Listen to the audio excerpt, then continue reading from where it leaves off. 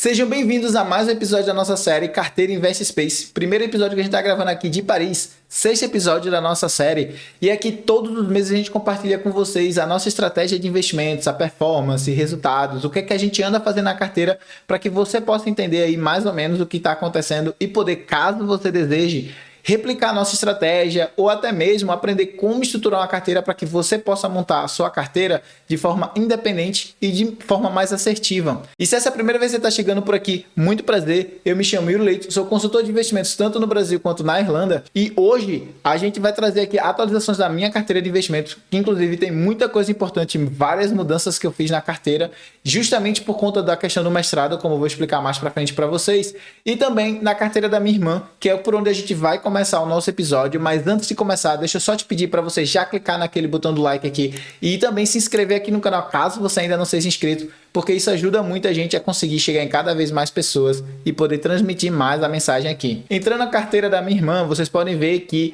como ela não fez nenhum aporte, ela ainda continua com mais ou menos a mesma quantidade de dinheiro. Só que ela tem esse free fund aqui, que foi justamente dividendo que ela recebeu desse ETF que eu estou mostrando aqui para vocês, que é justamente aquele ETF que a gente colocou na carteira para reduzir a volatilidade da carteira, trazer mais segurança. E percebam que além desse valor aqui que ela está recebendo desse ETF, também teve a queda do B2 Gold, que foram os últimos dois aportes que a gente fez. E o que é que eu queria chamar a atenção aqui para vocês? É que o ativo ele já estava barato, né? Por isso que a gente foi comprando à medida que ele foi caindo, mas ele acabou ficando ainda mais barato, que seria uma oportunidade excelente da gente estar comprando mais. Só que como a minha irmã teve esses problemas financeiros e não vai conseguir fazer o aporte desse mês, a gente não vai conseguir aumentar a nossa alocação nesse ativo. E aí a primeira coisa que eu queria chamar a atenção de vocês é justamente em você conseguir ter essa responsabilidade, essa definição, essa organização financeira de conseguir aportar todos os meses um valor para conseguir aumentar a sua carteira de investimentos para aproveitar dessas oportunidades. Esses ativos que caíram, que fazem sentido a gente estar comprando, de aumentando as nossas alocações. É muito importante você ter essa regularidade de investimento, todos os meses colocar um pouquinho. Na questão da alocação da carteira da minha irmã, só tem 5 ativos, como vocês podem ver, tá ali 40% praticamente em ouro, né, o B2 Gold, praticamente 30% no ETF lá de renda fixa dos Estados Unidos, 12,62% no ETF apostando na queda da Nasdaq. Isso aqui é mais uma questão de você ter uma alocação estrutural caso aconteça um problema de crise, né, junto com ouro, feito eu já expliquei em alguns episódios atrás. Temos esse ETF que aposta na subida do gás natural, que é uma posição estratégica focada em caso essa posição aqui esteja errada. Então esse aqui é caso ela esteja fazendo uma alocação ou outra, né? Ou o mercado vai cair ou o mercado vai subir. Então isso aqui é uma estrutural de termos de economia. E temos essa posição aqui que é justamente o ETF de renda fixa na Europa, que também é uma função aqui, uma forma de reduzir a volatilidade da carteira dela. Já no caso da minha carteira, vamos lá entrar, começando aqui no caso da Nuinvest. Eu gostaria de chamar a primeira atenção para a questão da rentabilidade, né? Nesse mês eu estou, na verdade, perdendo para o Ibovespa, como vocês podem ver, o Ibovespa está subindo 2,2%, a minha carteira subiu apenas 0,8%. E, obviamente, trazendo aqui questão de 3 meses, outros anos, isso não se concretiza. E aí eu quero explicar um pouco do porquê minha carteira está rendendo menos do que o Ibovespa e também trazer quais foram as mudanças que eu fiz na minha carteira para que isso acontecesse. No caso de 3 meses aqui, vejam que eu estou com praticamente 8% acima do Ibovespa. No caso de um ano, esse valor sobe para mais de 50%, 51, alguma coisa, no máximo fica muito maior, né? Fica praticamente 70% acima do Ibovespa. E aí o que é que está acontecendo dentro da minha carteira? Por que a performance está ficando menor do que a do Ibovespa, né? E aí eu queria chamar justamente a atenção aqui, entrando no MyProfit, isso porque fica mais fácil de vocês verem, né? A questão de porcentagens. Percebam que agora eu estou com uma alocação de quase 35% na Transmissão Paulista,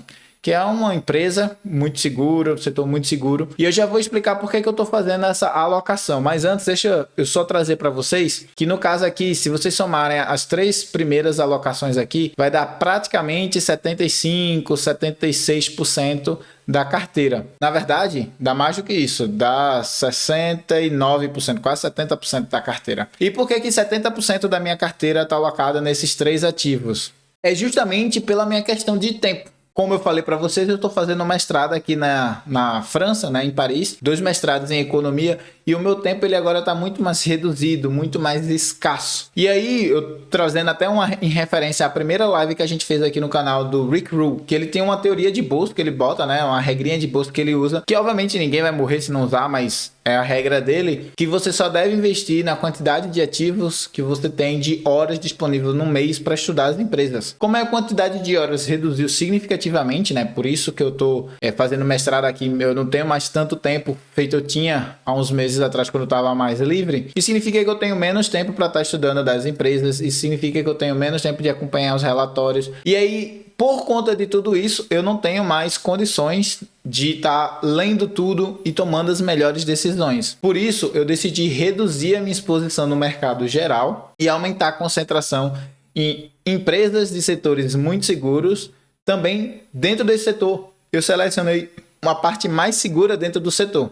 Porque a Transmissão Paulista, ela é do setor de energia, que já é um setor extremamente seguro, mas ela também está dentro da parte de energia, na parte mais segura, que é a parte de transmissão de energia. E, portanto, por toda essa segurança que eu estou trazendo para a carteira, a tendência é que a volatilidade da minha carteira diminua consideravelmente, né? A volatilidade é basicamente o quanto ela vai variar para cima e para baixo em relação ao Ibovespa, é o que a gente chama de beta dentro do mundo financeiro.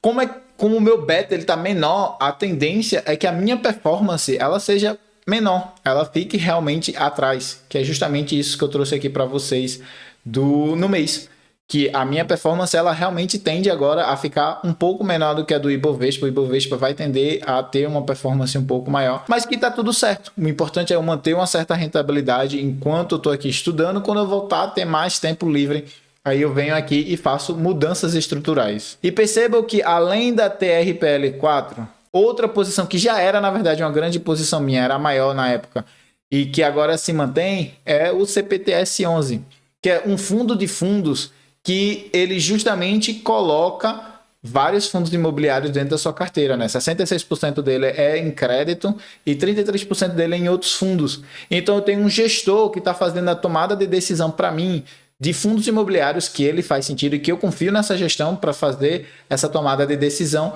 Então ele vai estar fazendo essas alocações estruturais para mim e trazer uma rentabilidade para ele e, portanto, para mim, justamente através desse veículo. E é por isso que eu me sinto confortável de ter uma alocação tão grande assim em 2 empresas. Se vocês for verem as outras 2 empresas aqui, né, que praticamente vai fechar os 80% da carteira, é justamente o Banco ABC, um banco que eu acredito bastante, que já tem uma consolidação muito boa, apesar de ser ainda uma medium cap, e outro fundo imobiliário que é o JFLL11. Se vocês perceberem ou lembrarem de outros episódios que a gente gravou aqui, a gente tinha uma posição muito grande em Itaúsa, que a gente zerou, ela está completamente zerada, e justamente por conta que Itaúsa, por ser uma holding, ela tem várias empresas dentro dela, e eu precisaria analisar cada uma daquelas empresas para ver se ainda faz ou não sentido estar alocado dentro da Itaúsa. E como eu não tenho mais esse tempo hábil de fazer essas leituras dos relatórios de todas aquelas empresas para avaliar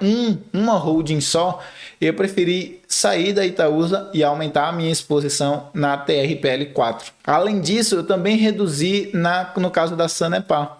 Porque apesar de também ser um seguro muito consolidado, um setor seguro e bem consolidado, o caso da Sanepar é que ela ainda depende muito de questões governamentais que não necessariamente vão se provar ou se concretizar. E como eu não tenho condições nesses próximos meses de estar fazendo essa leitura de mercado, de estar estudando a respeito disso, eu preferi reduzir minha exposição aqui para baixo de 7%, né? E deixar os mais concentrados realmente nessas 4 empresas, 4 setores, no caso 2 empresas e 2 fundos imobiliários aqui. Além disso, eu também gostaria de chamar a atenção para vocês de uma coisa que eu já vinha fazendo na parte de opções, que eu não comentei com vocês porque eu deixei para comentar quando tudo tivesse mais concretizado e certo, que é a parte de opções. Não vai mostrar aqui quando é o vencimento dessas opções, mas todas as minhas opções aqui que eu tenho, elas já são para vencimento do próximo ano, e inclusive para depois que o meu segundo semestre aqui da Faculdade da Europa terminar. Eu não sei se vocês estão cientes de como funciona o trimestre aqui da Europa, né?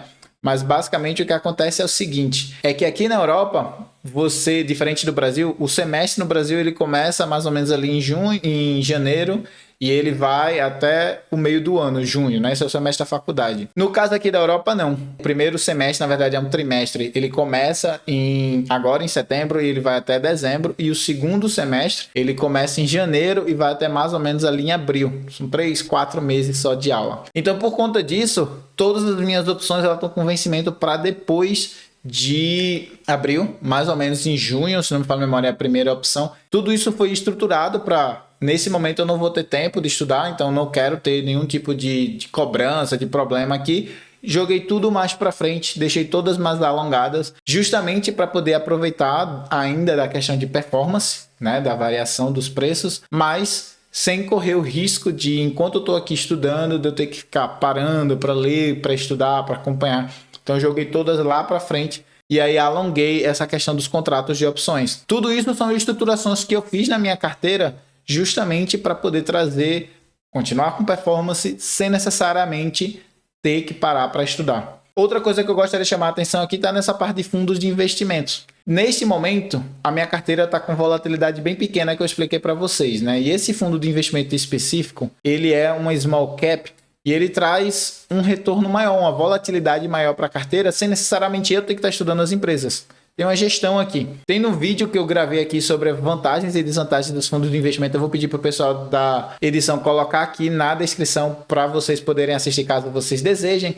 Mas no vídeo eu explico que uma das grandes vantagens e desvantagens é justamente o fato de que no fundo de investimento você não toma suas próprias decisões. É o gestor do fundo que vai tomar para você. Quando você tem tempo hábil, isso não é muito útil, porque é melhor que você tome as decisões, que é mais seguro em alguns aspectos. Se você for iniciante, não é tão seguro assim, mas se você já tem uma maturidade de investimento aqui, você já consegue tomar algumas decisões muito boas sem correr os outros riscos do fundo de investimentos. Quando você não tem muito tempo, faz bastante sentido você estar fazendo essas alocações através de fundos de investimentos. E por isso, como eu agora nesse momento eu estou com pouco tempo, eu quero fazer justamente os investimentos ou reinvestimentos dos proventos, porque não é uma coisa tão importante para mim, né? Eu sei que muita gente por aí fica, dividendo, para mim não é tão relevante, mas eu recebo aqui em torno de R$510 por mês de dividendos. Alguns meses é mais quando entra as ações, né?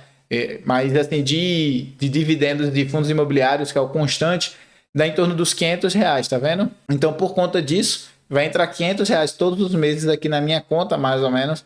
E aí eu estou cogitando fazer alocações justamente nesse fundo de investimento específico aqui, porque ele aumenta a volatilidade da minha carteira sem necessariamente eu precisar estar estudando as empresas. E percebo que nesses últimos 2, 3, 4 meses, que é o tempo que eu tenho mais ou menos ele aqui na minha carteira, ele me rendeu aí em torno de 20%. Então tá com rendimento muito positivo, muito legal. Tô gostando de estar com ele aqui na carteira. E aí talvez eu faça alocações mais fortes nele, pelo menos pelos próximos meses, enquanto eu não consigo estar fazendo os estudos. Ainda vou analisar aqui para ver se faz sentido ou não faz sentido, questões de preço. Vou também dar uma olhada na questão das empresas que ele está investindo antes de confirmar se eu vou fazer isso ou não. Confirmo com vocês, né? Trago essa informação para vocês nos próximos episódios. Mas o importante que eu queria destacar aqui é única e exclusivamente o fato de que a minha carteira ela está sendo moldada completamente para uma pessoa que não tem tempo de estar acompanhando o mercado. Então, investimentos concentrados, apesar de ter um risco maior, né? Porque você não tem a diversificação, mas você escolhendo bons setores, que foi o que eu fiz, você minimiza o risco, minimiza a volatilidade da carteira e trazendo fundos de investimento, seja imobiliário, seja em ações, que vão tomar decisões para você. Então, se você confia na gestão desses fundos, você vai conseguir trazer aí uma boa performance para sua carteira no longo prazo.